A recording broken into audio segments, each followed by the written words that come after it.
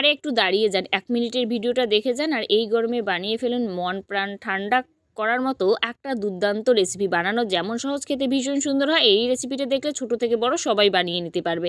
বানানোর জন্য কিছুই না, কড়াইয়ের মধ্যে দুধ দিয়ে দিলাম, তাতে দিয়ে দিলাম স্বাদ মতো চিনি, আর দুধটা খুব ভালো করে নাড়াচাড়া করে ঘন করে নিতে হবে। আর এই পাশে কর্নফ্লাওয়ার 2 চামচ, ছোটো চামচের, এটা জলে গুলে নেওয়ার পরে দুধে দিয়ে দিলাম, আর 2-3 মিনিট নাড়াচাড়া করলেই কিন্তু ঘন হয়ে আসবে। আর এই ফাঁকে ততক্ষণ ঘি ব্রাশ করে নেব, যেই বাটিটাতে নামিয়ে নেব। এটা কিন্তু ঘন হলে পরে বাটিটার উপরে নামিয়ে ঠান্ডা করে নিতে হবে।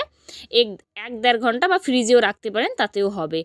এরপরে ছুরি দিয়ে চারদিকটা এইভাবে ছাড়িয়ে নেব, আর থাল দিয়ে সুন্দরভাবে এইভাবে কিন্তু করলে পরেই এটা পড়বে খুব সহজে। অবশ্যই কিন্তু গোল যে বাটিটা হয় সেরকম নেবেন। আমার একটু বাটিটা টেরা বাঁকা ছিল, তাই কিন্তু নামানোর সময় এটা এরকম অবস্থা। তো যাই হোক, টেস্টের কিন্তু কোনো হেরফের হয়নি, খেতে ভীষণ সুন্দর হয়েছিল। আমার তো বেশ ভালো লেগেছে। আপনাদের কেমন লাগলো জানিও, লাইক কমেন্ট শেয়ার করো।